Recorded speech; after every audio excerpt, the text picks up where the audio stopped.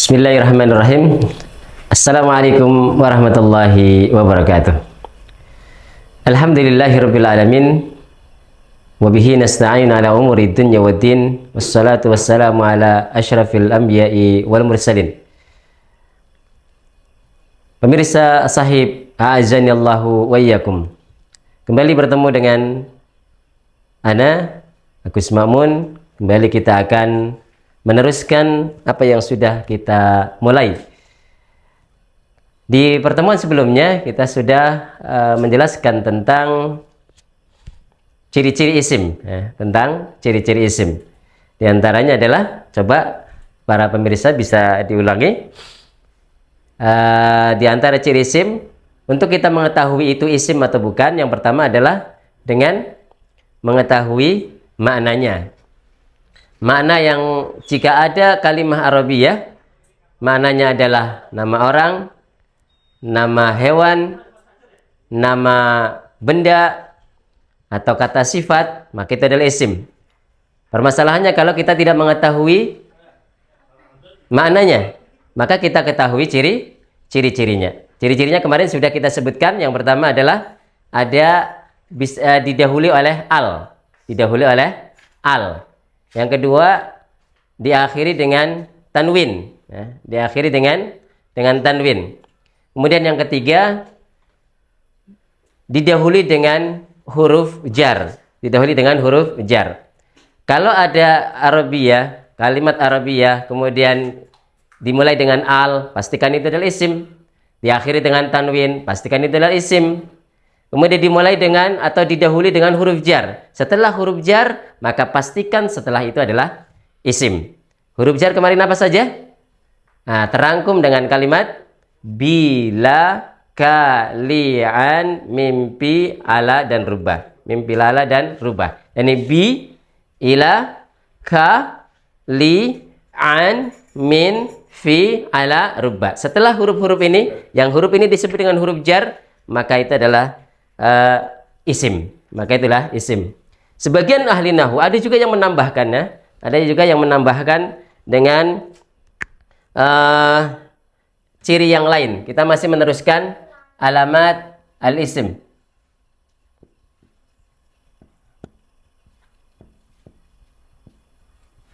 Alamat al-isim atau ciri isim.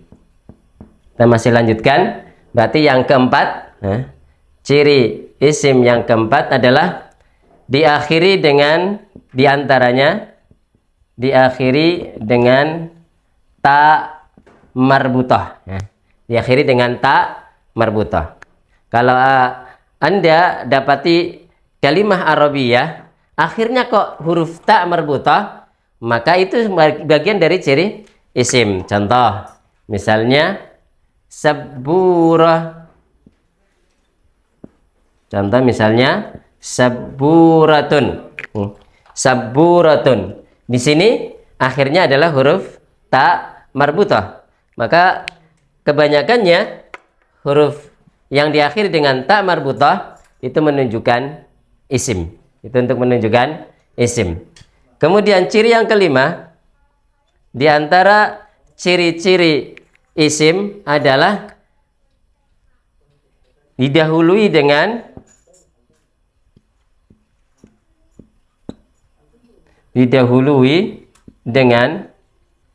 ya. Didahului dengan ya. Ini sering disebut orang mengatakan huruf nida, yaitu ya panggilan. Artinya wahai. Wahai saudara-saudara. Kalau ada setelah wahai, itu biasanya isim. Itu biasanya isim. Contoh misalnya ya Ahmad. Ya Ahmad. Maka Ahmad ini datang setelah huruf nida. Dia merupakan salah satu di antara tanda isim. Salah satu di antara tanda isim. Kemudian yang lainnya di antara ciri-ciri isim adalah ketika ada huruf qasam, ya, didahului dengan dengan huruf qasam. Huruf qasam. Qasam itu artinya sumpah ya. Qasam, huruf qasam, yaitu kata-kata sumpah. Kata-kata sumpah ini ada 3 macam ya. Wallahi, tallahi, dan billahi. Jadi wa, ta, ba. Seringnya kalau kita bersumpah dengan mengatakan wallahi.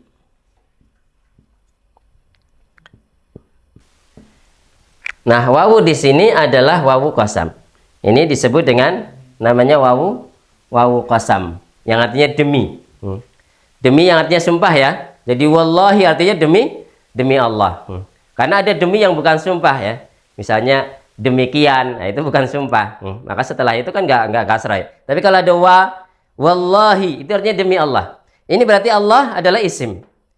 Atau mungkin nanti ada sumpah yang lain dengan mengatakan tallahi, billahi, maka ini menunjukkan itu adalah isim. Itu adalah isim.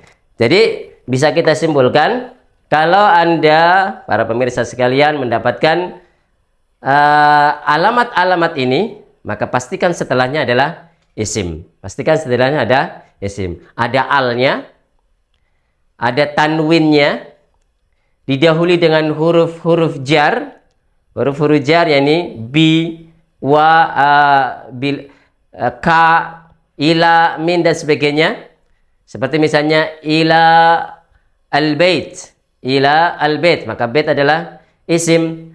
Kemudian ada tak marbutahnya. Ini namanya tak marbutah, yakni yang berlubang kemudian ada titiknya. Namanya tak marbutah. Contoh saburah, kalimah, qalansuah, maimunah. Jadi maimunah itu isim. Nah, entah itu laki-laki atau perempuan, yang penting kalau ada ta marbutah itu salah satu di antara ciri-ciri isim. Kemudian didahului dengan ya nida, namanya huruf panggilan ya. Ini huruf panggilan. Ya namanya an-nida. Huruf panggilan. Kalau ada kata ya itu biasanya setelahnya isim.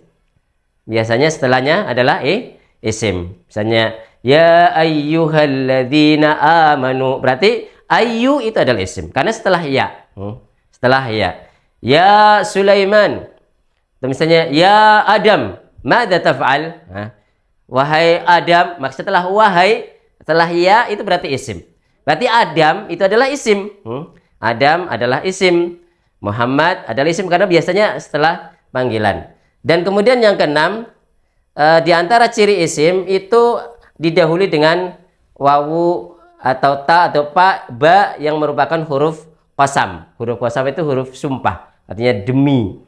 Wallahi, demi Allah. Tallahi, demi Allah. Billahi, itu namanya huruf-huruf qasam. Setelah itu adalah biasanya adalah isim. Nah, jadi kita sudah ketahui 6 ciri isim ini. Nanti insyaallah kedepannya kita bisa praktek langsung ya. Anda maka akan bisa mengatakan, wow berarti ini isim. Coba nanti sobat sekalian ketika baca Al-Quran ya, coba lihat ada al, oh berarti ini isim. Diakhiri dengan tanwin, oh ini berarti isim. Oh ini setelah ada huruf-huruf jar nih, setelah ada huruf jar ini berarti isim. Oh ada huruf nida, berarti isim, dan lain sebagainya. Dan lain sebagainya. Nah, itu mungkin yang bisa kita sebutkan tentang ciri-ciri isim. Kemudian nanti insya Allah pada pertemuan berikutnya kita akan mengenal tentang fi'il. Nah, maka tugas bagi para pemirsa sekalian bisa ketika baca-baca Quran gitu ya, atau baca-baca hadis atau kalimah-kalimah Arabiyah, ada kata-kata yang memiliki ciri-cirinya itu, maka silahkan bisa ditentukan itu adalah isim. Qulu qali hadza astaghfirullah li wa lakum wa rabbighfir warham wa anta khairur rahimin. Subhanakallahumma wa bihamdik asyhadu an la ilaha illa anta astaghfiruka wa atubu ilaik. Assalamualaikum warahmatullahi wabarakatuh.